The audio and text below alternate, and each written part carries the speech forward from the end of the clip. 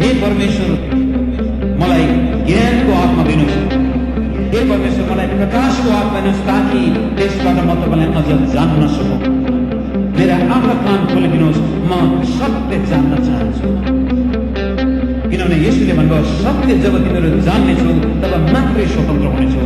हे परमेश्वर, मलाई सत्य चिनाउनुहोस्। मैले भेटाएको छु सत्य मार्गलाई, अनन्त जीवन दिनुभयो मलाई। मैले भेटाएको छु सत्य मार्गलाई,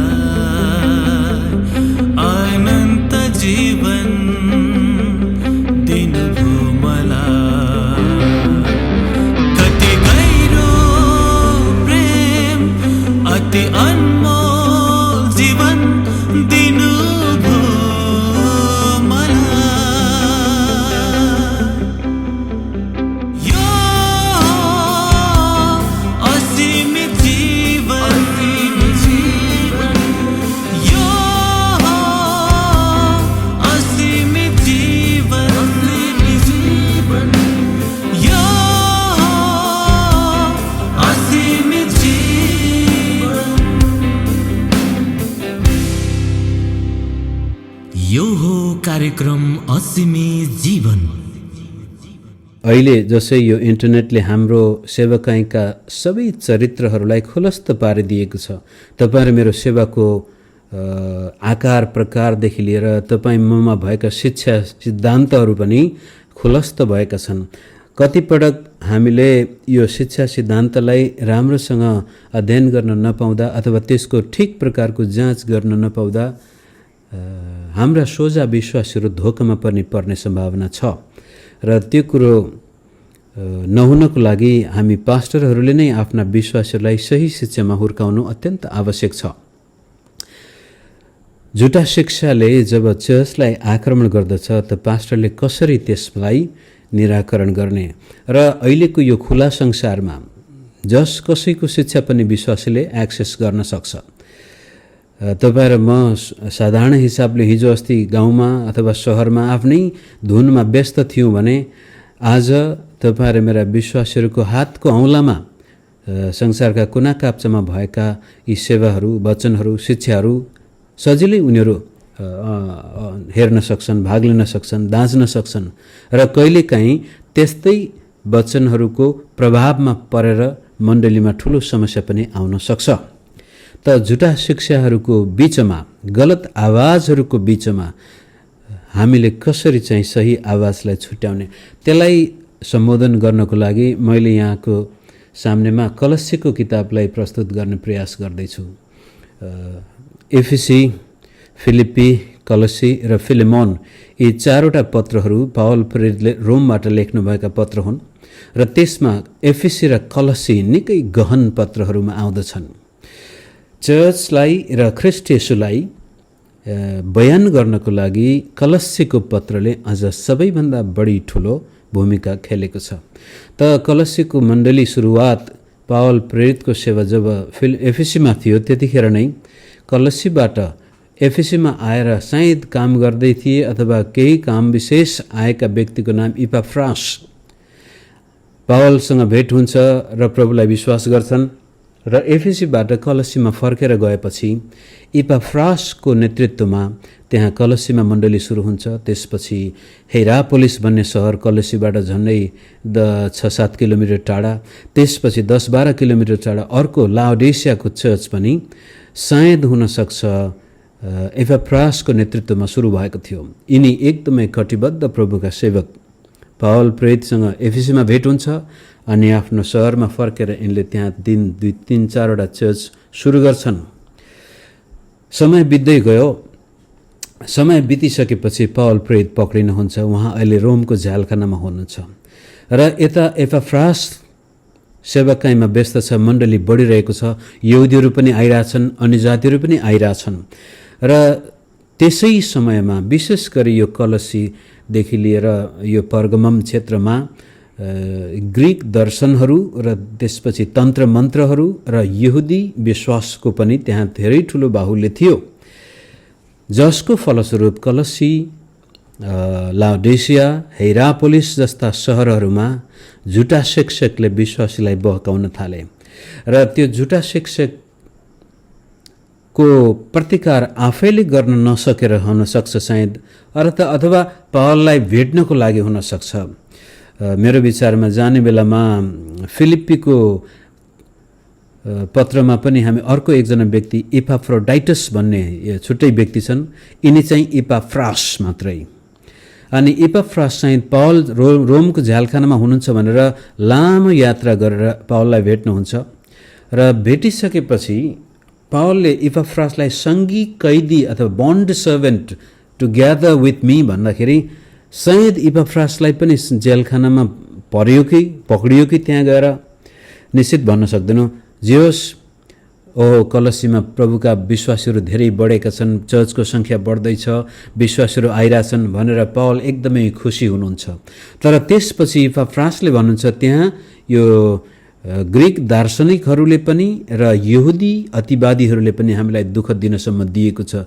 झुटा शिक्षाको प्रभाव आएको छ चर्चमा, जसले गर्दाखेरि कति चाहिँ त्यो परम्पराहरूमा विश्वासीहरू गइरहेछन्, कति रीतिरिवाजमा गइरहेछन्, यो नियम कानुनमा यिनीहरू गइरहेछन्, कहिलेकाहीँ त उनीहरू स्वर्गदूतलाई पनि पुज्न थालेका छन्, जसले गर्दा मण्डलीमा ठुलो समस्या छ भन्ने कुरा थाहा पाएपछि पावलले यो झुटा शिक्षकहरूको सामना गर्नको लागि पत्र लेख्नुहुन्छ र टाइकिकस र ओनेसिमस भन्ने अर्का दुईजना भाइहरूको हातमा यो पत्र पठाइन्छ। सायद एफिसीको पत्र र फिलेमोनको पत्र र कलसीको पत्र पनि लिएर टाइकिकस र ओनेसिमस आउँछन् र त्यो पत्र त्यसपछि त्यो चर्चहरूमा पढिनुपर्ने थियो। झुटा शिक्षकहरूको सामना गर्नको लागि पहिलो कुरो पावलले एक अध्यायमा येशू ख्रिस्टको सर्वोच्चतालाई बडो स्पष्टसँग ध्यान दिएको छ। येशू परमेश्वर हुनुहुन्छ, अथवा हाम्रो भाषामा छोटकरीमा भन्दाखेरि झुटा शिक्षाहरूको सामना गर्न पावलले कलसीको पत्रमा ख्रिस्टलाई उचाल्नु भएको छ, ख्रिस्टको सर्वोच्चतालाई प्रस्तुत गर्नुभएको छ। उहाँ सारा सृष्टिको मालिक हुनुहुन्छ, उहाँमा नै सबै कुराहरू सस्टेन्ड के भन्छ सम्हालिएका छन्। उहाँ नै चर्चको शिर हुनुहुन्छ, उहाँ नै सृष्टिकर्ता हुनुहुन्छ, उहाँकै लागि सृष्टि भएको हो भनेर ख्रिस्टको सर्वोच्चतालाई उहाँले एक अध्यायमा उचालिसकेपछि दुई अध्यायमा आएर उहाँले भन्नुहुन्छ, हेर तिमीहरू दर्शनका कुराहरूतिर, सिद्धान्तका कुराहरूतिर लागेका छौ, त्यो दर्शन र सिद्धान्तले तिमीहरूलाई तिम्रा पापी अभिलाषाहरूबाट छुटकारा दिन सक्ने छैन। जुन कुरो 2 अध्यायको 23 पदमा तपाईँले पाउनुहुन्छ। अन्तिममा भन्नुहुन्छ, यी कुनै पनि कुराले तिमीहरूलाई पापी अभिलाषाहरूबाट मुक्ति दिन सक्ने छैनन्। र यहुदीहरूले पनि त्यहाँनिर सायद यो खानुपर्छ, त्यो नखानुपर्छ, यो मान्नुपर्छ, त्यो नमान्नुपर्छ, नियम कानुन, यो गर त्यो नगर, अनि त्यसलाई पनि सम्बोधन गरेर भन्नुहुन्छ, त्यसले पनि तिमीहरूलाई तिम्रा पापी अभिलाषाहरूबाट छुटकारा दिन सक्ने छैन। त तिमीहरूलाई तिम्रा पापी अभिलाषाहरूबाट, अन्धकारको शक्तिबाट, शैतानिक शक्तिबाट छुटकारा दिने केवल ख्रीष्ट येशू मात्रै हुनुहुन्छ। र जुन कुरो प्रभु येशूले कल्भरी क्रुसमा गरिसक्नु भएको छ कि तिम्रो विरुद्धमा लेखिएको तमसुक जति थियो, व्यवस्थाको तमसुक होस् या शैतानिक शक्तिहरूको आरोप प्रत्यारोप किन होस् अथवा मानवीय आफ्ना शरीरका अभिलाषाहरूबाट आएको विकृति किन नहोस्, त्यो सबै कुरो कल्भरी क्रुसमा किला ठोकिएको छ।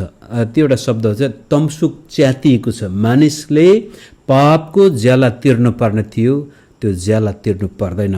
केवल ख्रीष्ट येशूले मात्रै तिमीहरूलाई तिमीहरूका पापी अभिलाषाहरूबाट छुटकारा दिन सक्नुहुन्छ भनेर 1 र 2 अध्यायमा त्यस किसिमले येशू प्रभुलाई उचालिसकेपछि अब 3 अध्यायमा आज मैले तपाईँको सामने राख्न खोजेको मुख्य खण्ड 3 अध्यायको 1 देखि 17 पद र त्यसपछि 4 अध्यायको 2 देखि 6 पद हुनेछ। बडो उच्च शिक्षा त्यहाँ देखिएको छ येशूको बारेमा। त्यसपछि ख्रीष्ट येशूले हाम्रो लागि कल्भरी क्रुसमा गर्नुभएको मुक्तिको निश्चयता, विजयता पनि त्यहाँ देखिएको छ। तर त्यतिमै मात्रै हामी सीमित भयौँ भनेदेखि त्यसले मात्रै पनि झुटा शिक्षकको सामना गर्न सक्दैन। तपाईँ मसँग सही शिक्षा होला र यो वास्तविक पनि हो। कहिलेकाहीँ नेपाली चर्चमा हामी के देख्छौँ भने फलानु व्यक्तिले झुटा शिक्षा प्रचार गर्दैछ भन्ने सुनेपछि हामी त्यो व्यक्तिलाई आक्रमण गर्न जान्छौँ, त्यसलाई यो गर्ने र त्यो गर्ने, त्यसको बदनाम गर्ने, त्यसको खैरो खन्ने चलन बेला बखतमा हामी देख्छौँ। तर त्यसको सट्टामा हामीले आफ्नो चर्चमा सही शिक्षा बढी ध्यान दिनुपर्ने हो। झुटा शिक्षकलाई आक्रमण गर्नुभन्दा पनि आफ्नो चर्चमा सही शिक्षा, जुन कुरो 1 र 2 अध्यायमा पावलले स्पष्ट पार्नुहुन्छ। तर सही शिक्षाले मात्रै पुग्दैन मित्रहरू। तपाईँ र मैले गजबको शिक्षा प्रचार गर्न सक्छौँ, तर यदि त्यो सही शिक्षा हाम्रो जीवनशैलीसँग सरोकार राख्दैन भने त्यो शिक्षाको शक्ति हुँदैन।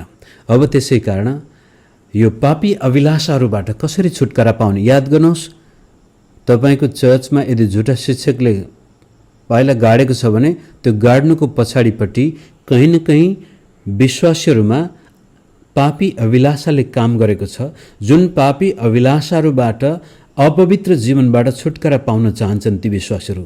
अनि तपाईँ र मैले गर्दै गरेको सेवाले उनीहरूलाई चित्त बुझेन, त्यसकारण एउटा व्यक्ति आउँछ, ओ तिमीहरूले 7 दिनसम्म मसँगै उपवास बस्यौ भने तिम्रा सारा पापबाट छुटकारा पाउनेछौ, शराबबाट छुटकारा पाउनेछौ, यो हुनेछ त्यो हुनेछ भन्ने बित्तिकै त्यसकै पछि धेरै वर्ष पहिला हाम्रो सिन्धुली जिल्लामा पनि चर्चहरू छन्। पहिलोपटक एकजना भाइलाई हामीले त्यहाँ पठाएको थियौँ सेवाको लागि। हाम्रै चर्च काठमाडौँमा आएर उहाँले विश्वास गरेर उहाँ जानुभयो। राम्रो चर्च थियो, रहरलाग्दो चर्च भयो। त्यो भाइ अझै पनि बडो जोसिलो हुनुहुन्छ प्रभुमा। तर त्यो बेलामा प्रायः जसो काठमाडौँमा आउने जाने भइरहन्थ्यो, तर 4-5 महिना उहाँ लगातार सुनसान गोप्य रहनुभयो। र त्यसपछि 3-4 महिनापछि उहाँ काठमाडौँ आउनुभयो एकजना मिजोरामको एउटा बाइबल शिक्षकसँग। अनि त्यो बाइबल शिक्षकले ल्याएर भन्नुभयो, गुरुबा यो व्यक्तिले त दानियलको किताब र प्रकाशको किताब त खर्लपै खाएको छ, यस्तै भाषा चलाएको थियो। अनि हाम्रो मण्डलीमा पनि गुरुबाले पनि यहाँ यो बाइबल शिक्षकबाट त सिक्नु पर्यो। मैले त मेरो चर्चमा सारा विश्वासीहरूलाई अहिले 4-5 महिना उहाँले यसैको तालिम दिनुभयो। त्यति भन्ने बित्तिकै मेरो त्यो दिमागमा घन्टी बजिहाल्यो। त्यसपछि यो चाहिँ जब कसैले दानियलको किताब र प्रकाशको किताब खर्लपै खाएको छ भन्ने बित्तिकै यो व्यक्तिमा समस्या छ। अनि मैले त्यो व्यक्तिसँग भेटेँ अनि स्पष्ट थाहा भयो त्यो वास्तविक बाइबलीय शिक्षा होइन भनेर। त्यो भाइलाई मैले कोठामा लगेर सम्झाएँ, भाइ यो व्यक्ति ठिक छैन, यसलाई त्यहाँ नलैजानुहोस् भन्दाखेरि त्यो भाइ उफ्रेर तपाईँ जस्तो घमण्डी मैले पास्टरै देखेको थिएन, जो आफू मात्रै जान्ने अरूलाई चाहिँ हेला गर्ने, त्यसलाई चाहिँ यो गर्ने त्यो गर्ने भनेर हाम्रो चर्च हरा लग्यो। त्यो भाइले छोड्यो। त्यसपछि हाम्रोसँग सम्बन्धै नराख्नेहरू ल जानुहोस् छोडिदियो। त्यसको केही समयपछि अनि यो मिजोरामको व्यक्तिले त्यो विश्वासीहरूलाई राति राति प्रार्थना गर्न जङ्गलमा जानुपर्छ भनेछ। गएछन्। पछि 2-3 जना त्यहाँका विश्वासीहरूले पेट बोकेर पछि त्यहाँ त्यसलाई लखेटेर भाग्यो। त्यो कहाँ गयो थाहा भएन, तर चर्च डमाडोल सत्यनाश। पछि त्यो भाइले महसुस गर्नुभयो, तर धेरै ढिलो भइसकेको थियो। चर्च टुक्रा टुक्रा भयो, धेरै विश्वासीहरू ब्याकस्लाइड भए र ती भाइ अहिलेसम्म सेवामै छन्। अन्तिममा आएर उहाँले आफ्नो भुल स्वीकार गर्नुभयो। भन्न खोजेको कुरो, जब त्यहाँ सही प्रकारले हामीले विश्वासीलाई सही शिक्षाका साथसाथै पवित्र जीवनमा डोर्याउन सक्दैनौँ, त्यसपछि एउटा झुटा शिक्षकले आउने बित्तिकै ल यो गर्यो भने तिमी पवित्र हुन्छौ, यो गर्यो भने तिम्रो प्रार्थना छिटै सुनिन्छ, यो गर्यो भने तिम्रो बन्धनबाट छुटकारा हुन्छ भन्ने बित्तिकै नियम कानुन रीतिरिवाज नौलो प्रकारको प्रस्ताव राख्नुहुन्छ। अनि विश्वासी सजिलै त्यसकै पछि लाग्छन्, ए हाम्रो पासलाई त थाहा रहेनछ क्या हो, यही ठिक रहेछ। अनि पछि जसको फलस्वरूप उनीहरू बडो निराश हुन्छन्। त मैले भन्न खोजेको कुरो, हामीसँग सही शिक्षा मात्रै नभएर जीवन जिउने शैली पनि हामीसँग ठिक हुनुपर्छ भन्ने कुरा पावलले 3 अध्यायको 1देखि 17 पदसम्म छ। मैले मुख्य विषयमा माथिका कुरामा मन लगाओ। सारा सही शिक्षा छ, तर मन चाहिँ संसारकै कुरामा लागेको छ भने त्यसले हामीलाई वास्तवमा उचाल्न सक्दैन। आउनुहोस् हामी यो 3 अध्यायको 1बाट म सबै पढ्दिनँ, तर मुख्य पदहरू पढ्दै यहाँको सामनेमा राख्नेछु। यस कारण यदि 1 पदमा तिमीहरू ख्रीष्टसँग जी उठाइएका छौ भने माथिका कुराहरूको खोजी गर, जहाँ ख्रिस्ट हुनुहुन्छ र परमेश्वरको दाहिने बाहुलीपट्टि बस्नुभएको छ। माथिका कुरामा मन लगाओ, पृथ्वीमा भएका कुरामा होइन। अब त्यसको गहिरो रहस्य छ। कलसीको किताबको शब्द शब्दमा धेरै अर्थहरू छन्। यसमा हामी महिनौँ बिताउन सक्छौँ, तापनि अहिलेको लागि यति मात्रै कि पहिलो कुरो माथिका कुरामा मन लगाओ। संसारमा हुँदाखेरि तिमीहरूको जीवन एकपटक अन्धकारमा थियो, शैतानिक शक्तिको वशमा थियो, तर ख्रिस्ट येशूले तिमीहरूलाई अब अन्धकारको राज्यबाट निकालेर उहाँका प्रिय पुत्रको राज्यमा ल्याइसकेको छ। कल्वरी क्रुसमा तिम्रो विरुद्धमा भएको तमसुक च्यातिसकिएको छ। यति गरिसकेको कारण अब तिमीले चाहिँ शरीरका कुराहरूमा नभएर स्वर्गका कुराहरूमा मन लगाऊ, माथिका कुराहरूमा, उच्च कुराहरूमा मन लगाऊ। कारण जबसम्म हाम्रो मगजमा त्यस्तो फन्डामेन्टल परिवर्तन आउँदैन, अङ्ग्रेजी शब्द छ वर्ल्ड भ्यू, संसारलाई हेर्ने दृष्टिकोण, जीवनलाई हेर्ने दृष्टिकोण, परमेश्वरलाई हेर्ने दृष्टिकोण, आफैलाई हेर्ने दृष्टिकोण, संसारलाई, समाजलाई, परिवारलाई हेर्ने दृष्टिकोणमा जबसम्म परिवर्तन आउँदैन, तबसम्म ख्रिस्ट येशूले जस्तो प्रकारको काम हाम्रो जीवनमा गर्न चाहनुहुन्छ त्यो पुरा हुन सक्दैन। हामी सेवकहरूले पनि याद गर्नुपर्ने कुरा, वर्ल्ड भ्यू भन्ने बित्तिकै खाने त्यो ठुला ठुला कुराहरूमा मात्र होइन, सानातिना कुरामा तपाईँ र मैले ख्रिस्ट येशूलाई कुन दृष्टिकोणले हेर्दैछौँ। धेरै वर्ष पहिला मैले यो युट्युब भर्खरै आएको थियो, 2007 सालतिरै हो जस्तो लाग्छ। अनि के चाहिँ राखौँ त युट्युबमा भनेर के गर्दाखेरि 3वटा प्रश्न सोधेको थिएँ मैले त्यो भिडियोमा। त्यो प्रश्न चाहिँ हो, तपाईँले ख्रिस्ट येशूलाई किन विश्वास गर्नुभयो, किन ख्रिस्टलाई विश्वास गर्नुभयो? त्यो प्रश्नको जवाब तपाईँको बाइबलीय छैन। तपाईँको दृष्टिकोण कस्तो छ भन्ने कुरा त्यो प्रश्नले देखाउँछ। त्यसपछि दोस्रो प्रश्न थियो, विश्वास गरिसकेपछि तपाईँमा के परिवर्तन आयो? त्यो चाहिँ एक्सपिरियन्सियल लेभलमा, तपाईँको मानसिक लेभलमा ख्रिस्टलाई किन विश्वास गर्नुभयो? व्यवहारिक लेभलमा भन्न सक्नु पऱ्यो, हो पहिलामा यस्तो थिए अब यस्तो भयो। र तेस्रो प्रश्न थियो, तपाईँ कस्तो प्रकारको पास्टरको अधीनमा बस्नु भएको छ? कारण जस्तो प्रकारको सेवक तपाईँको छ, तपाईँ त्यस्तै बन्नुहुनेछ। याद गर्नुहोस्, थाहै नपाइकन हामीमा मानवीय इन्फ्लुएन्स प्रभाव आउँदछ। हाम्रो अगुवा जस्तो छ, जस्तो प्रकारको व्यक्तिलाई हामीले इज्जत दिइरहेछौँ, जसको मुनि हामी बसेका छौँ, त्यस्तै व्यक्ति बन्न जान्छौँ। त्यसै कारण बेला बखतमा मलाई प्रश्न गर्छन्, नेपालको बाइबल स्कुलमा कुन चाहिँ बाइबल स्कुलमा जाने भन्दाखेरि म सिधै भन्छु, नेपालमा त पढ्दै नपढ्नुहोस् यदि तपाईँ थियोलोजी पढ्न जाने हो भने। हुन त भारतमा पनि त्यस्तै छ, तर भारतमा अब पुरानो भइसक्यो। तर नेपालका बाइबल स्कुलहरू जति पनि छन् यो मागी खाने भाँडोहरू हुन्, पैसा कमाउनलाई खोलिएका बाइबल स्कुल हुन्।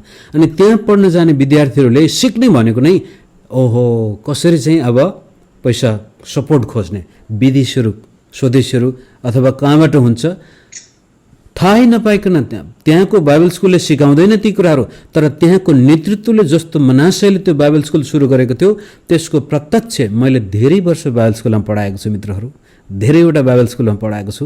अहिले पनि म यहाँ पढाउँदैछु एउटा बाइबल कलेजमा। र त मैले भन्न खोजेको कुरो, हाम्रो मगज परिवर्तन हुनको लागि धेरै समय लाग्छ र यसलाई ध्यान दिएनौँ भने थाहै नपाइकन हामी पहिलाको जुन प्रकारको सोचाइ थियो, जुन दृष्टिकोण थियो, त्यसैबाट प्रेरित भएर क्रिस्चियन चरित्रलाई पनि हामीले त्यसैको मुनि राखिदिया हुन सक्छौँ। त पावलले भन्दैछ, यदि तिमीहरू आफ्नो अभिलाषाहरूबाट मुक्ति पाउन चाहन्छौ भने पहिलो कुरो दृष्टिकोणमा परिवर्तन आउनुपर्छ। कुन कुरोको लागि म बाँचेको छु? उहाँले भन्छ, तिमीहरू मरेका छौ, तिमीहरूको जीवन परमेश्वरमा ख्रिस्टसँग लुकाइएको छ। जो ख्रिस्ट जो हाम्रो जीवन हुनुहुन्छ, उहाँ प्रकट हुनुहुँदा तिमीहरू पनि उहाँसँगै महिमामा प्रकट हुनेछौ। यस्तो फन्डामेन्टल सिफ्ट आउनुपर्ने हो हाम्रो जीवनमा जब ख्रिस्ट येशूलाई विश्वास गऱ्यौँ। त सेवाकाई गर्ने कुरो त परै जाओस्, म किन सेवाकाईमा जान्छु? बाइबल स्कुलमा पहिलो क्लास लिँदाखेरि म त्यही प्रश्न गर्छु, तपाईँले किन ख्रिस्टलाई विश्वास गर्नुभयो र अहिले बाइबल स्कुलमा किन आउनुभयो?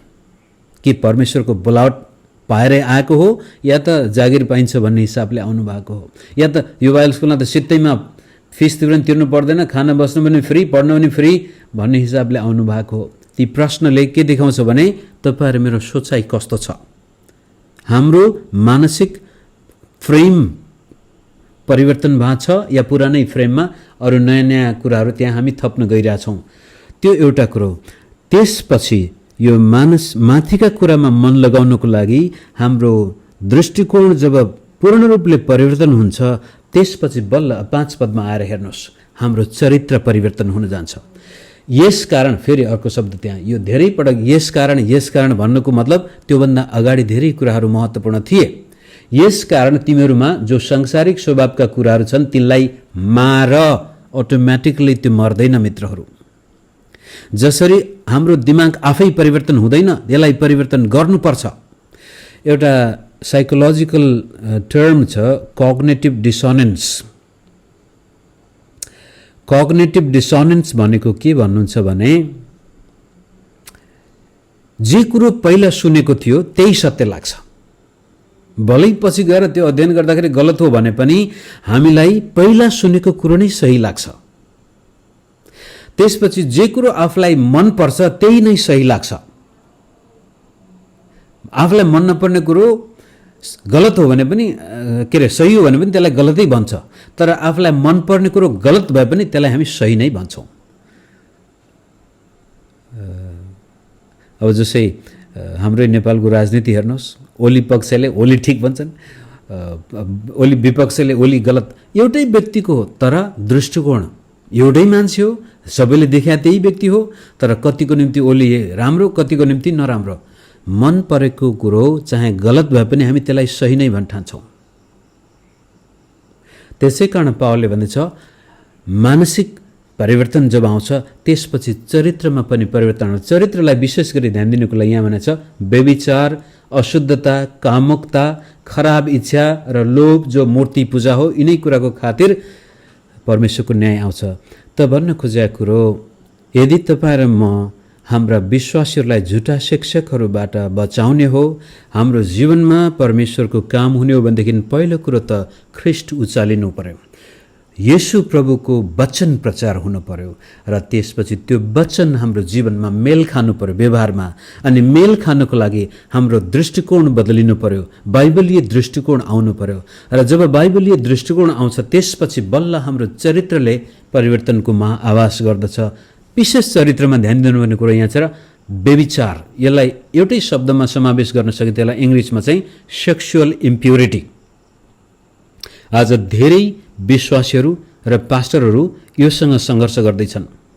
अनि जब जब विश्वासीहरूको चरित्रमा दाग लागेको हुन्छ, दोष लागेको हुन्छ, मण्डलीमा आउँदाखेरि भारी भएर आउँछन्, दोषी आत्मा लिएर आउँछन्, त्यति बेलामा झुटा शिक्षकले बढी उनीहरूमाथि आक्रमण गर्छ।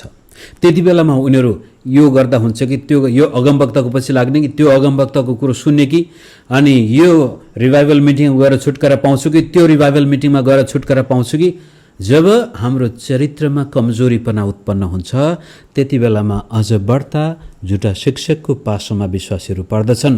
त त्यसको लागि पास्टर, अगुवा हामी सबैले ख्रिस्टको वचन उचाल्नुको साथसाथै त्यो वचनलाई जीवनमा उतार्नु पनि पर्यो। विशेष गरी व्यभिचारको कुरो, यौन दुराचार भनौँ नेपाली शब्दमा, त्यसमा हामी चुक्यौँ भनेदेखि सायद कसैलाई थाहा नहुन सक्छ। याद गर्नुहोस् तपाईँमा पास्टर मित्रहरू, यो अमेरिकाको एउटा सर्वेक्षण अनुसार धेरै पास्टरहरू पनि यो गोप्य रूपमा व्यभिचारको पापका शिकार हुन्छन्। तर दुःखलाग्दो कुरो के छ भने जब तपाईँ र मेरो जीवनमा व्यभिचारले ठाउँ पाएको छ भने थाहै नपाइकन शैतानिक शक्तिको लागि ठुलो ढोका खोलेको हुन्छ। आफ्नो विरुद्धमा पाप भनेको छ, विशेष गरी पावलले त्यसलाई चाहिँ हामीलाई पतन गराउनको लागि, हामीलाई परमेश्वरको राज्यमा अयोग्य बन्नको लागि त्यसपछि शैतानले बडो गजबले रहस्यमय तरिकाले काम गर्दछ। जहाँ व्यभिचार हुन्छ, यदि श्रीमान श्रीमती बीचमा यो अशुद्धता छ भने त्यो परिवारमा कहिल्यै शान्ति आउँदैन। सायद एकअर्कालाई थाहा नै नहुन सक्छ यस्तो बारेमा। अनि जसले गर्दाखेरि त्यो व्यक्ति आफै आफ्नो संसारमा बन्धनमा भइरहेको हुन्छ र एउटा साधारण विश्वासी त्यसमा गयो भनेदेखि ऊ झन् छिटै झुटा शिक्षाको शिकार बन्दछ। त्यो पहिलो कुरो चरित्र। त्यसपछि सम्बन्धको कुरो आउँछ 8 पदमा हेर्नुहोस्। तर अब तिमीहरूले पनि यी सबै कुरा त्याग, माथि चाहिँ मार, यो चाहिँ तपाईँको भित्रपट्टि त्यो काटेरै फाल्नुपर्ने व्यभिचार अशुद्धताहरू भने एफिसीमा त त्यो थेसलोनिकीमा त नामै नहोस् त्यो अशुद्धता व्यभिचारको कुराहरूको। अब सम्बन्धहरूमा पनि होसियार हुनुपर्ने कुरो 8 पदमा, अब तिमीहरूले पनि यी सबै कुरा त्याग। कस्ता कुराहरू? रिस, क्रोध, डाहा, निन्दा, आफ्नो मुखबाट निस्कने फोहोर बोली। यसले चाहिँ तपाईँ र मेरो टुटेको सम्बन्ध देखाउँदैछ। रिस, व्यभिचारले सारा चरित्रमा लाग्ने दागका कुराहरूको प्रतिनिधित्व गरिरहेछ। पहिलो शब्द चलाइएको छ भने 8 पदमा चाहिँ रिस, अनि त्यसकै अरू रूपहरू क्रोध, डाहा, निन्दा आदि, गाली, बेजती, मुखबाट जे जति निस्किन्छ यो रिसको उपज हो। अनि जसरी व्यभिचारले त्यो व्यक्तिको जीवनमा शैतानको लागि ढोका खोल्छ, त्यस्तै किसिमले रिसले पनि एउटा विश्वासी अथवा सेवकको जीवनमा शैतानिक ढोका खोल्छ। एफिसी 4 को 27 मा स्पष्ट रूपले पावलले भन्नुहुन्छ, घाम अस्ताउन अघि नै तिम्रो रिस मरोस् र शैतानलाई मौका नदेओस्। त यो रिसले चाहिँ टुटेको सम्बन्ध, कम्पिटिसन, पास्टर बीचमा प्रतिस्पर्धा, बेमेल, झैझगडा, कलह, एक अर्काको आरोप प्रत्यारोप, आलोचना, किन? रिस कता कता भित्रपट्टि त्यो क्षमा दिन नसक्ने आत्मा छ। हेर्दाखेरि त धार्मिक रिस पनि देखिन सक्छ सुरुमा बाहिरबाट। त पहिलो कुरो माथिका कुरामा मन लगाउन सक्यौँ र चरित्रमा पवित्रता कायम गर्न सक्यौँ। विशेष गरी वैवाहिक सम्बन्धमा हामी शुद्ध र पवित्र भयौँ र त्यसपछि अरू मानिसहरूसँगको, विशेष गरी परिवारमा होस्, मण्डलीमा होस् र क्रिस्चियन समुदायमा होस्, जहाँ रिस छैन, डाहा छैन, प्रतिस्पर्धा छैन, आलोचना, गाली, बेइज्जती छैन, त्यहाँनिर शैतानले काम गर्ने मौका पाउँदैन र झुटा शिक्षकले पनि त्यसपछि काम गर्ने मौका पाउँदैनन्। यति भनिसकेपछि त्यहाँ 11 पदसँगै हेर्नुभयो भने धेरै कुराहरू त्यहाँ उल्लेख गरिएको छ कि हामी त यो नगर्नुको कारण के भनेदेखि हामी ख्रीष्ट येशूमा नयाँ सृष्टि भएका छौँ। त्यसपछि बल्ल अब सेवकाईले अर्थ लिन्छ। यदि तपाईँको दृष्टिकोण परिवर्तन भएको छ, यदि तपाईँको चरित्रमा पवित्रता आएको छ, यदि तपाईँका सम्बन्धहरूमा कसैसँग रिस राग छैन, कसैको कोभलो चिताउनु भएको छैन, कसैसँग प्रतिद्वन्द्वीको रूपमा आफूलाई प्रस्तुत गर्नु भएको छैन, मानिसले तपाईँको विरुद्धमा जस्तोसुकै आरोप प्रत्यारोप लाए पनि त्यसले तपाईँलाई असर गरेको छैन भने तपाईँ सम्बन्धमा मजबुत व्यक्ति हुनुभएको छ र बल्ल अब सेवकाईले अर्थ पाउँछ। अब बल्ल तपाईँ र मैले दिएको शिक्षाले पनि काम गर्छ। त्यसलाई हामी 12 पदबाट हेरौँ। यस कारण, फेरि अर्को शब्द हेर, यस कारण मैले त्यसैमा टेकेर आउँदैछु। यस कारण परमेश्वरका चुनिएकाहरू पवित्र र प्रिय भएर तिमीहरूले करुणा, दया, दीनता, नम्रता र धैर्य धारण गर। एउटाले अर्कालाई सहने गर। कुनै मानिसको विरुद्धमा केही दोषको कारण छ भने एक अर्कालाई क्षमा गर्ने गर। जसरी प्रभुले तिमीहरूलाई क्षमा गर्नुभएको छ त्यसरी तिमीहरूले पनि क्षमा गर्नुपर्छ। यी सबैभन्दा बढी, अब त्यति राम्रा राम्रा कुराहरू 12-13 पदमा भनिसकेपछि 14 पदमा यी सबैभन्दा बढी बरु प्रेम धारण गर, जसले सबै थोकलाई सम्पूर्ण एकतामा एकसाथ बाँध्छ। ख्रीष्टको शान्तिले तिमीहरूका हृदयमा राज्य गरोस्। साँच्चै तिमीहरू त्यसको निम्ति एउटै शरीरमा बोलाइएका थियो। तिमीहरू धन्यवादी हौ। ख्रीष्टको वचन तिमीहरूमा प्रशस्ततासँग बास गरोस्।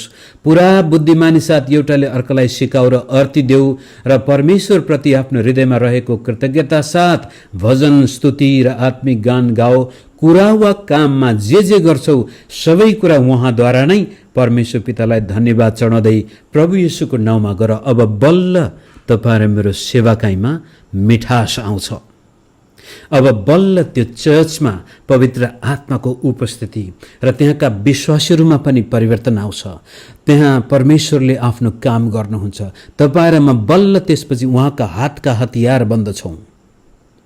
जबसम्म हाम्रो दृष्टिकोणमा परिवर्तन आएको छैन, जबसम्म हाम्रो चरित्रमा हामीले परमेश्वरको महिमा गर्ने खालको जीवन बिताएका छैनौँ, जबसम्म हाम्रा सम्बन्धहरू स्वार्थमा मात्रै आधारित छन्, निस्वार्थ प्रेम हामीले गर्न सकेका छैनौँ भने तबसम्म बाहिर जतिसुकै सेवाको स्वाङ पारे पनि त्यसले हामीलाई सेवकाईमा जुन प्रकारको मिठास आउनुपर्छ त्यो हुँदैन। त मुख्य कुरो मैले देखाउन खोजेँ प्रेम, मुख्य यहाँनिर प्रेम जहाँ हुन्छ त्यहाँ तीनटा कुराहरू यहाँ सबैभन्दा बढी 14 पदमा प्रेम धारण गर जसले सबै थोकलाई पूर्ण रूपले एकतामा ल्याउँछ। प्रेममा एकता हुन्छ।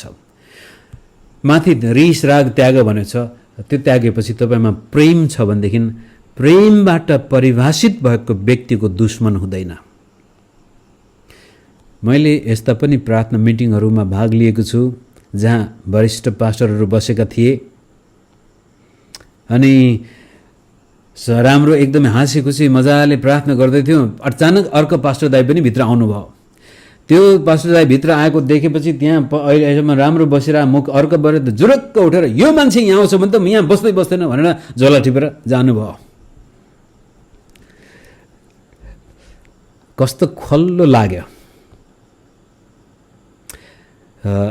त्यतापट्टि नजाउँ। मुख्य कुरो जहाँ प्रेम हुन्छ, माथि हामीले देख्यौँ जसरी ख्रिस्टले तिमीहरूलाई क्षमा दिएको छ त्यसरी एकअर्कालाई क्षमा देऊ। प्रेमले हामीलाई एकतामा बाँध्दछ। प्रेम बिनाको सेवकाई अर्थहीन सेवा हो। त्यो त स्वार्थको लागि पेट पाल्नको लागि गरिएको हुनसक्छ र त्यहाँ ईश्वरीय आशिष हामी महसुस गर्न सक्दा। तपाईँहरूले भन्दैछ प्रेम धारण गर। यो सजिलो कुरो होइन मित्रहरू, यसको लागि धेरै मेहनत गर्नुपर्छ, परिश्रम गर्नुपर्छ। तपाईँहरू मैले घन्टौँसम्म प्रभुको वचन पनि पढ्नुपर्ने हुन्छ, सुन्नुपर्ने हुन्छ, कहिलेकाहीँ प्रार्थना र उपवास अनि पश्चाताप आँसु पनि बगाउनु पर्ने हुन्छ। कारण यो हृदय यति दुश्मन छ, यति खतरनाक छ, हामीलाई लाग्छ म ठिक छु नि, त्यसको मात्रै गल्ती हो। जबसम्म हामी आई एम राइट भन्ने आत्माबाट मुक्ति पाउँदैनौँ तबसम्म हामी एकअर्कामा प्रेमको वातावरण उत्पादन गर्न सक्दैनौँ। ठिकै छ, म सही छु भने पनि तिमीले गलतै सोचेको छ भने नो प्रब्लम भनेर हामी आफैलाई क्रुसमा झुन्ड्याउन सक्यौँ भनेदेखि बल्ल त्यसपछि हाम्रो जीवनबाट प्रेम प्रदर्शन हुन्छ र प्रेमले एकता ल्याउँछ। त्यसपछि 15 पदमा प्रेमले शान्ति ल्याउँछ। हेर्नुहोस्, शान्ति, अशान्ति होइन। व्यक्तिगत जीवनमा पनि शान्ति र अरूको जीवनमा पनि शान्ति ल्याइदिन्छ यसले। कोही पास्टर आएर तपाईँलाई भन्यो, एकजना केही हप्ता अगाडि, केही महिना अगाडि हो कि हप्ता 1.5-2 महिना भयो, बेलायतको एउटा चर्चमा मलाई वचन यसै अनलाइनबाटै वचन दिन बोलाएको थियो। मैले वचन गरेँ। त्यो पास्टर त्यहाँका अगुवाले अन्तिममा धन्यवाद दिनुभयो। त्यसको केही 2-3 हप्तापछि उहाँले फेरि मलाई फोन गर्नुभयो, पास्टरज्यू हामीले त धेरै आशिष पायौँ तपाईँको वचनबाट, तर एकजना अर्को पास्टरले आएर तपाईँको बारेमा यस्तो यस्तो भन्दै थियो, यो के होला भनेर सिधै सोध्नुभयो उहाँले। ओहो प्रिय मित्र, तपाईँ साह्रै इमान्दार व्यक्ति हुँदो रहेछ। थोरै व्यक्तिहरू मात्रै छन् जो म कहाँ आएर सिधै फलानुले त यस्तो यस्तो भन्दै थियो तपाईँको बारेमा भनेर यो हो कि होइन भनेर सिधै सोध्नुभयो उहाँले। अनि मैले यथार्थ कुरो बताएपछि कुरो यो पो रहेछ। अनि मैले उहाँलाई धन्यवाद दिएको थिएँ। यो चाहिँ जुन कुरा तपाईँले गर्नुभयो त्यो साह्रै नै आत्मिक एकता कायम गर्नको लागि चाहिने कुरो हो। तर कहिलेकाहीँ फलानु यस्तो ढिस्कानु यस्तो भने हामी कुरा लगाइदिएर त्यहाँको शान्ति खलल गरिदिन्छौँ। हामीहरू मिलेका भाइभाइहरू बिचमा पनि हुने नहुने कुरो लगाइदिएर चर्च विभाजन हुने पनि कारण त्यो, इसाई समुदायमा सङ्गति एकै ठाउँमा बसेर गर्न नसक्ने कारण पनि त्यो हुन जान्छ। त जहाँ प्रेम छ त्यहाँ एकता हुन्छ, जहाँ प्रेम छ त्यहाँ शान्ति हुन्छ र कसैले त्यो शान्ति भङ्ग गर्दैछ भनेदेखि त्यसलाई हामी सजिलै निराकरण गर्न सक्छौँ। त कोही व्यक्ति तपाईँ कहाँ कसैको कुरा काट्न आउँछ भने सबभन्दा सजिलो उपाय चाहिँ हो र त्यस्तो पो गराएर रहेछ त्यसले, त्यसो भए तपाईँसँग उहाँको नम्बर छ, म फोन गरेर सोध्छु नि यो हो कि होइन त भने त्यसपछि आफै आत्तिन्छ त्यो व्यक्ति। अनि तपाईँलाई सायद उहाँलाई भन्न सक्नु भने म सिधै गएर भन्छु नि त भनेपछि त्यो सिद्धिन्छ कुरोको टुङ्गो। तर मैले 1 कान 2 कान त्यसैमा हामी कुरा काट्न थाल्यौँ भनेदेखि हामीमा प्रेम होइन, हामीमा यो विभाजनको आत्मा आउँछ। जसको कारण त्यहाँ एकता आउँदैन। अन्तिममा धन्यवादीपना पनि त्यहाँ उत्पन्न हुन्छ। त्यति भनिसकेपछि मेरो समय त गइसकेछ। त्यति भनिसकेपछि अन्तिममा अर्ती दिने 16 पदमा वचन तिमीहरूमा ख्रीष्टको वचन तिमीहरूमा प्रशस्ततासँग बास गरोस्। यदि हामी अरूलाई अर्ती उपदेश दिन चाहन्छौँ भने पहिलो कुरो त हाम्रो जीवनमा त्यो वचन पुरा हुनु पर्यो। पुरा बुद्धिमानी साथ एउटाले अर्कालाई सिकाओ र अर्ती देऊ। बुद्धिमानी साथ कहिलेकाहीँ हामीलाई बोल्ने ठाउँमा बोल्नु त राम्रो हो, कहिले हामी नबोल्ने ठाउँ पनि बोलिदिन्छौँ। धेरै होसियार हुनुपर्ने कुरो देखाउँछ यहाँ। बुद्धिमानी साथ कसै सिकाउनै पर्छ भन्ने छैन। जहाँ तपाईँहरू मलाई हाम्रो शिक्षाको कदर हुन्छ, जहाँ आवश्यकता छ, जसले खोजेको छ त्यहाँ राम्रो हो। तर जहाँ पायो त्यहीँ हामीले गरेको भन्दामा त्यो अलि बुद्धिमानी नहुन सक्छ। तर बुद्धिमानी साथ अर्थात् हामीले कसैलाई शिक्षा दिँदाखेरि कहिलेकाहीँ त्यो शिक्षाले जीवन दिनुभन्दा मृत्यु पनि ल्याउन सक्छ यदि हामी होसियारी भएनौँ भने। बुद्धिमानी साथ एउटाले अर्कालाई सिकाऊ र अर्ती देऊ र परमेश्वरप्रति आफ्नो हृदयमा रहेको कृतज्ञता साथ भजन गीत गाउँ। र अन्तिम 17 पद कुरा वा काममा जे गर्छौ सबै कुरा उहाँद्वारा नै परमेश्वरलाई धन्यवाद चढाउँदै प्रभु येशूको नाउँमा गर। यस किसिमले सेवकाईमा मिठास आउने हो भनेदेखि हाम्रो मगज परिवर्तन हुनु पर्यो, हाम्रो चरित्रमा पवित्रता कायम हुनु पर्यो र त्यसपछि हाम्रा सम्बन्धहरू हामी कसैसँग हाम्रो दुश्मनी हुनु पर्यो। कुनै व्यक्तिप्रति हृदयमा तितोपना तिरस्कारको आत्मा हुनु भएन। यहाँसम्म कि हाम्रा शत्रुलाई पनि हामीले प्रेम गर्नुपर्ने हुन्छ। हामी प्रचार त गर्छौँ मित्रहरू, तर जीवनमा जब त्यस्तो दिन आउँछ त्यति बेला दाँतबाट पसिना आउँछ। तर गर्न सक्नुभयो, तपाईँको विरुद्धमा बोल्ने व्यक्तिलाई तपाईँले प्रेम गर्न सक्नुभयो, तपाईँको विरुद्धमा आक्रमण गर्ने व्यक्तिलाई प्रेम गर्न सक्नुभयो भनेदेखि तपाईँ साँच्चै नै ख्रीष्ट येशूको सेवक बनिसक्नुभयो। र अब तपाईँको सेवकाईबाट विश्वासीहरूले पनि आशिष पाउनेछन्। त्यो कुरो भन्नको लागि अब म 4 अध्यायको 2 देखि 6 पद पढेर अनि बन्द गर्छु। कलसी 4 को 2 देखि 6 सतर्क भएर धन्यवाद सहित स्थिर भई प्रार्थनामा लागिरहो। सतर्क हुनुपर्ने कुरो पहिलो कुरो प्रार्थनामा लागिरहो। हाम्रा निम्ति पनि प्रार्थना गर ताकि ख्रीष्टको त्यो रहस्य प्रचार गर्नलाई परमेश्वरले हामीलाई वचनको निम्ति एउटा ढोका खोलिदिउन् जसको निम्ति म थुनामा परेको छु र मैले बोल्नुपर्ने वचन खुलस्त पार्न सकौँ। पहिलो कुरो प्रार्थना, दोस्रो कुरो परमेश्वरको वचन खुलस्त पार्नु हाम्रो जिम्मेवारी हो। सेवकाईको मुख्य मर्म नै परमेश्वरको वचन विश्वासीको सामनेमा खुलस्त पारिदिनु। अब तितो सत्य नेपालमा सेवकाई भन्ने बित्तिकै हामीले पुरा ठेक्का लिनुपर्छ। चर्चको घर भाडादेखि लिएर त्यसपछि विश्वासीहरूको मर्दा पर्दादेखि लिएर त्यसपछि उनीहरूको शिक्षा दीक्षा हरेक कुराहरूको जिम्मा पास्टरले लिनुपर्छ। अझै पनि स्थिति त्यस्तै छ, जसले गर्दाखेरि नेपाली चर्चमा अब तपाईँहरू इमान्दार हुनुहुन्छ मलाई विश्वास छ, जसले गर्दाखेरि नेपाली चर्चमा पास्टरहरूलाई वचन अध्ययन गर्न फुर्सदै हुँदैन। त्यसमा पनि अझै काठमाडौँको पास्टरको तपाईँले हिसाब गर्नुभयो भने त उनीहरू 10वटा मिटिङमा धाउनु पर्ने हुन्छ। 10वटा मिटिङका चेयरम्यानदेखि लिएर कोषाध्यक्ष के अध्यक्ष सदस्यका कति छन् पदहरू, 10वटा संस्थाको झोला बोक्नु परेको छ। विश्वासहरूको देखि लिएर चर्चको सबै आर्थिक र भौतिक कुराको जिम्मा पनि पास्टरकै चिन्ता। सबै कुराहरूले गर्दाखेरि पास्टर येशू ख्रीष्टको वचन खुलस्त पार्नुको सट्टा सामाजिक सेवामा नै बढी व्यस्त भएको देखिन्छ, जसले गर्दा वचनको शिक्षा कमी भयो। त एउटा पास्टरको मुख्य कर्तव्य भनेको वचन अध्ययन गरेर त्यो वचन विश्वासीको सामनेमा खुलस्त रूपले प्रस्तुत गर्न सक्नु। यो हामीले अझै भन्नुपर्छ। तपाईँ आफैले कहिलेकाहीँ म आफै भन्छु, सुरुका दिनमा अब त्यस्तै वातावरण थियो, सबै पास्टरहरू दौडेका छन्, गएका छन् दुनियाँ ठाउँमा, यो मिटिङमा त्यो मिटिङमा, यो सम्मेलन त्यो सम्मेलन। तर आफू चाहिँ टेबलमै बस्यो, होइन म त कामै नलाग्ने पास्टर हुँ कि क्या हो जस्तो पनि लाग्थ्यो। तर वास्तवमा पास्टरको जिम्मा भनेको विश्वासीलाई परमेश्वरको वचन खुवाउनु हो। विश्वासीले पनि यो बुझिदिनुपर्छ। हाम्रो पास्टर त कस्तो रात दिन किताब मात्रै पढ्छ भन्ने पनि विश्वासीहरू छन्।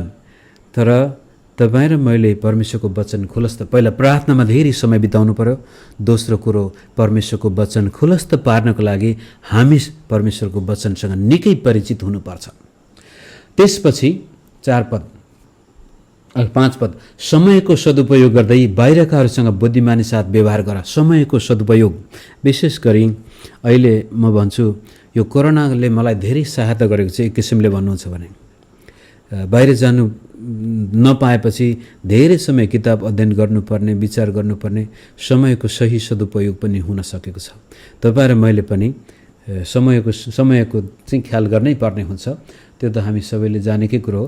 6 पद अन्तिममा म सोध्दैछु, नुनले स्वादिलो पारे जस्तो तिमीहरूको बोली वचन सधैँ कृपालु होस्, ताकि प्रत्येकलाई कसरी जवाब दिनुपर्ने हो सो तिमीहरू जान। अब यहाँ मेरो विचारमा हामी सबैजना अगुवा पास्टरहरू नै छौँ। तपाईँ र मैले मुख खोल्दाखेरि विश्वासीहरूमा कस्तो भावना आउँछ? चित्त नदुखाउनु होला। तपाईँले वचन दिएको 5-10 मिनट भयो, 15 मिनट हुँदै गएपछि विश्वासीहरू गर्न थाल्छन् या अगाडि सरेर सुन्न थाल्छन्। तपाईँले कसैलाई सल्लाह सुझाव दिन थालेपछि उनीहरू यताउता हेरेर, फोन हेरेर, घडी हेर्न थाल्छन् या तपाईँको आँखामा आँखा लाएर हेर्न थाल्छन्। यी सबै कुराहरूको पछाडिपट्टि तपाईँको बोली कस्तो छ? अन्तिम नुनले स्वादिलो पारे जस्तो तिमीहरूको बोली वचन सधैँ कृपालु होस्। चाहे वचन दिने बेलामा होस्, चाहे साथीभाइहरूसँग कुराकानी गर्दाखेरि होस्, तपाईँ र मेरो वचन मिठो वचन होस्, उत्साहको वचन होस्, जीवनको वचन होस्। एउटा प्रभुको सेवक भएको नाताले हामीले बोलेपछि प्रार्थना मिटिङमा होस् अथवा चर्चको प्रचारको बेलामा होस्, घरेलु सङ्गतिमा होस्, जहाँसुकै हुन्छ, तपाईँ र मैले मुख खोल्दाखेरि त्यसले मानिसको जीवनमा अनुग्रह ल्याओस्, कृपा ल्याओस्। त्यो कसरी हुन्छ त भन्दाखेरि माथि फेरि जानुपर्ने हुन्छ। हाम्रो मगज ख्रीष्टको वचनले भरिएको हुनु पर्यो। हाम्रो मगजमा स्वर्गीय दृष्टिकोण हुनु पर्यो। हाम्रो सोचाइ, हाम्रो विचार, हाम्रो कन्सन्ट्रेसन जति पनि हुन्छ परमेश्वरका कुराहरूमा हुनु पर्यो। र त्यसपछि हाम्रो चरित्रमा पनि छातीमा हात राखेर भन्न सक्नुभयो, हो प्रभु धन्यवाद, तपाईँले मलाई मेरा सारा अधर्मबाट छुटकारा दिनुभएको छ। कल्वरी क्रुस नै मेरो जीवनको सहारा भएको छ। र सम्बन्धको कुरो गर्दाखेरि पनि तपाईँको चर्चमा सायद कोही कोही विश्वासहरू एकदमै तपाईँलाई दुःख दिने खालका छन् होलान्। तपाईँले जे गर्दा पनि विरोधै गर्छन्। यस्तो स्थितिमा पनि पुलपिटमा वचन दिँदै जाँदाखेरि कहिले पनि त्यो विश्वासीलाई टार्गेट नबनाउनुहोस्। एकजना मेरो साथी म कोरियामा पढ्दाखेरि क्लासमेट थियो। एक दिन गवाही दिएको थियो उनले। अनि गवाही दिँदाखेरि उनी 10 वर्षको उमेरको हुँदाखेरि बुवा पास्टर थिए। वचन दिँदै थिए। वचन दिँदै एउटा एल्डरलाई कसरी रिस उठेछ, तलबाट गएर पास्टरको त्यो कठालो समातेर पुलपिटबाट यसरी धकालेर त्यो बेन्चीहरूको बिचमा बजार दियो। हो हल्ला भयो, गलगल भयो। यो 10 वर्षको छोराले हेर्दैछ। अनि उसले भन्छ, त्यो दिन उसले निर्णय गर्यो कि यस्तो परमेश्वरलाई त म विश्वास कहिले पनि गर्दिनँ। मेरो बुवा यति निर्दोष हुनुहुन्छ, यति सोझो हुनुहुन्छ, यति दुःख कष्ट गरेर उहाँले सेवा गर्दै हुनुहुन्छ, र पनि यस्तो प्रकारको व्यवहार एल्डरले, त्यो पनि त्यो चर्चको।